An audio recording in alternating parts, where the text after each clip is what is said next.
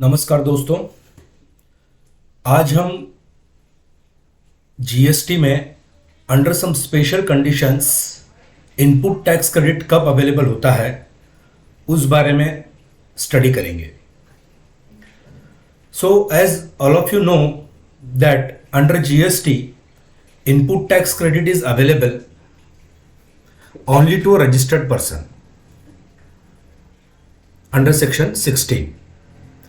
But under certain special circumstances, and those circumstances are: number one, when a person obtains registration under GST; number two, when a person or a registered person who is paying tax under composition, but now he is opting to pay tax under section 9 of GST Act, that is payment of tax as a regular taxpayer, or in those cases where he is paying tax under section 10 as a composition dealer, but if he violates any of the conditions of section 10, then he is required to pay the tax under section 9 as a regular taxpayer in that condition.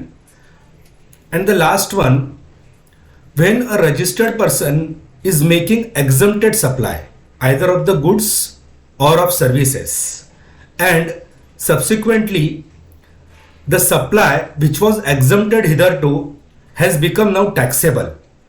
So in these three situations, number one, obtaining a new registration under GST; number two, conversion from payment of tax under composition scheme to payment of tax as a regular taxpayer; and number three, change in the nature of supply, that is from exempted to taxable.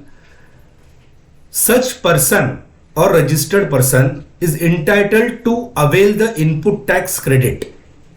We will understand each of those circumstances one by one. Number one, when a person is required to obtain the registration either under section 22 or under section 24, that is when a person is required to obtain registration on account of his aggregate turnover exceeding the threshold limit, or where any person is required to obtain the registration mandatorily under section 24 even though his aggregate turnover does not exceed the threshold limit.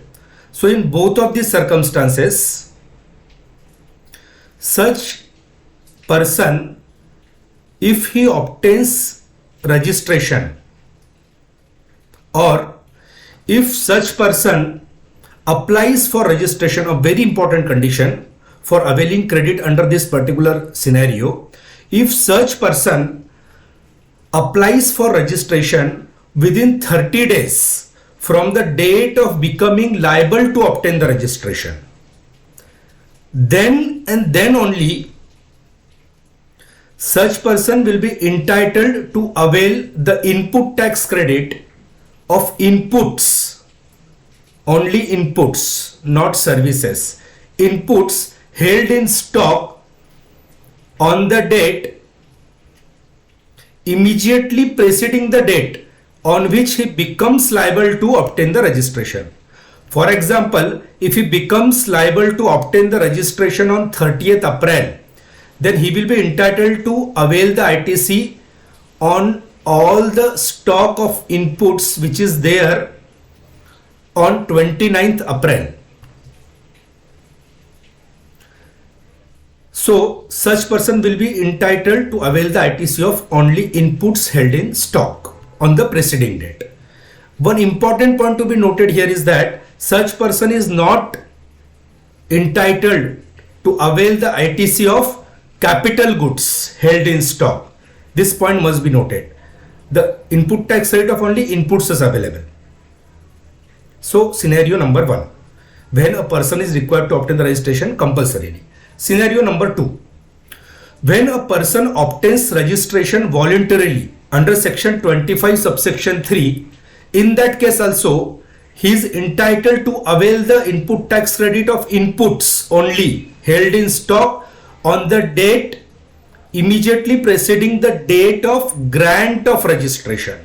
Point to be noted, date of grant of registration and not the date of application for registration. So whatever input is held in stock on that particular date, he is entitled to avail the ITC. Again, ITC of only inputs is available, capital goods ITC is not available. Scenario number 3. When a registered person is paying tax under section 10 as a composition taxpayer, and now he is required to pay the tax under section 9 as a regular taxpayer due to any reason, then such registered person is also entitled to avail the input tax credit of inputs held in stock on the date immediately preceding the date on which he becomes liable to pay the tax under section 9, that is as a regular taxpayer. He is entitled to avail ITC of that inputs. In addition to this, he is also entitled to avail the input tax credit of capital goods which are there in the business on the date immediately preceding the date on which he becomes liable to pay tax as a regular taxpayer. So one important thing to be noted, when you obtain a new registration, input tax rate of capital goods which are there in the business before registration is not available. But when you become liable to pay the tax as a regular taxpayer from composition scheme, you are entitled to avail the input tax rate of capital goods also. Next scenario, when a person is making supply of goods or services which are exempted, but now they have become taxable. In that case, such registered person will be entitled to avail the input tax credit of those inputs which are relatable to exempt supply. And second, those capital goods which were exclusively used for exempt supply. And both of these type of inputs plus capital goods will be those which are there in stock on the date immediately preceding the date on which the supply became taxable. One important point to be noted here is that the inputs on which such persons become liable to avail the ITC in case of conversion from exempt supply to taxable supply, those inputs need not exclusively be related to exempt supply. Those inputs may be those type of inputs on which the ITC was reduced under section 17 since they were used partly for exempt supply and partly for taxable supply. Even those type of inputs, he will be entitled to avail the full ITC if they are there in the stock. But for capital goods, he is entitled to avail the ITC of only those capital goods which were exclusively used for exempt supply. For those capital goods which were used partly for exempt supply and partly for taxable supply, no ITC is available at the time of this particular change. This point must be noted. Now, after going through these 4 scenarios in which the input tax credit of input or capital goods is available, let us understand the important conditions one by one. Condition number 1 is that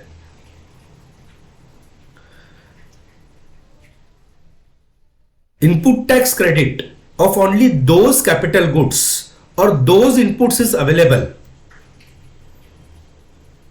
which are purchased or acquired within 1 year from the date of event, that is from the date of becoming liable for registration or date of grant of registration under voluntary registration or the date of paying the tax under section 9 as a regular taxpayer from composition scheme or the date on which exempt supply becomes taxable supply. So within that particular 1 year only the goods, that is inputs or capital goods, should be purchased. Very important condition. If such type of inputs or capital goods are purchased or older than more than 1 year, then no input tax rate will be available under this section 18. Second condition. In case of capital goods, whatever tax was paid originally at the time of acquisition of capital goods, the whole tax paid is not available as an input tax credit. From the total tax paid at the time of acquisition of capital goods, you need to deduct a certain amount from that tax paid. What is that amount? How that amount should be computed? So that procedure is very simple. You have to deduct 5% of the tax paid at the time of acquisition of capital goods, and this 5% should be computed for each quarter or part thereof from the date of tax invoice or other documents through which those capital goods were acquired. Now in this particular scenario, what can be the other documents? In my opinion, the other documents at the most they can be bill of entry. That is the scenario where capital goods are imported. So 5% of tax paid at the time of acquisition of capital goods should be deducted for each quarter or part thereof from the date of tax invoice or bill of entry to the date of this particular event. So original tax paid on capital goods as reduced by this particular amount, which is computed 5% per quarter or part thereof, the balance amount will be available as an input tax credit. Condition number 3. Now, the person who becomes entitled to obtain the input tax credit under the above scenarios, 4 scenarios, he is required to file a declaration in form ITC 01 within 30 days from the date of becoming eligible to obtain the ITC. Such form may be filed even after the expiry of 30 days only in that case where extension of time has been given by the government through notification in official gazette. Otherwise, this form has to be filed compulsorily within 30 days. Condition number 4. Now, this particular form ITC 01, basically it contains the details of inputs plus capital goods on which the ITC is available under section 18. This form needs to be certified by a practicing chartered accountant or practicing cost accountant. In that case where the total input tax credit available under this particular section under all the heads, that is CGST, SGST plus IGST, exceeds rupees 2 lakhs. Friends, another important condition is that whatever input tax credit will be claimed by a registered person when he opts to pay tax under section 9 from composition scheme, or where his supply becomes taxable supply from exempt supply, in both these scenarios, whatever input tax rate will be claimed by him, it will be verified or cross-verified with the details which are mentioned in GSTR 1 of the vendor of that taxpayer. In other words, it will be subject to matching between ITC claimed versus ITC appearing in 2A or 2B as the case may be. Another important point to be noted here is that even though it is not specifically mentioned in section 18 that it will be subject to the conditions of section 16 subsection 2, but in my opinion, the 3 important conditions that must be fulfilled by the taxpayer in order to avail the ITC under this section is: number 1, he must be in the possession of tax invoice or any other tax paying document. Number 2, he must have received the goods.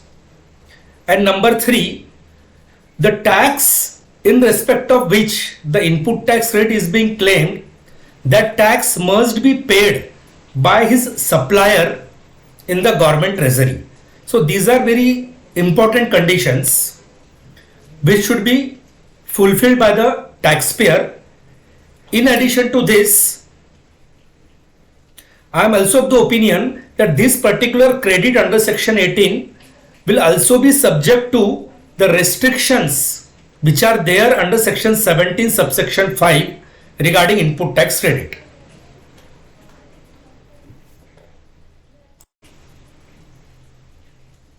So these are the circumstances and conditions under which input tax credit on inputs or capital goods is available under special circumstances. One important point to be noted here is that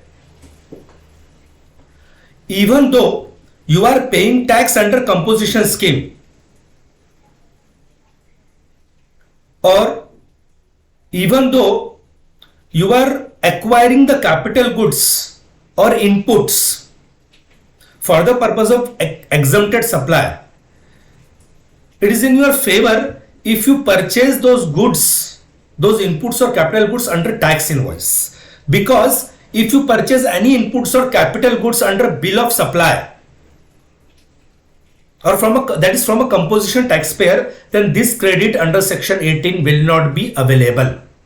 So it's very important condition that you should purchase those goods under a tax invoice. So in this way we have seen the important conditions and the important scenarios for availing credit under section 18. In case of any further queries or clarifications are required, you can contact me at my email ID maheshmandhana@swatantralegal.in or my phone number 93736 15300. Thank you, friends.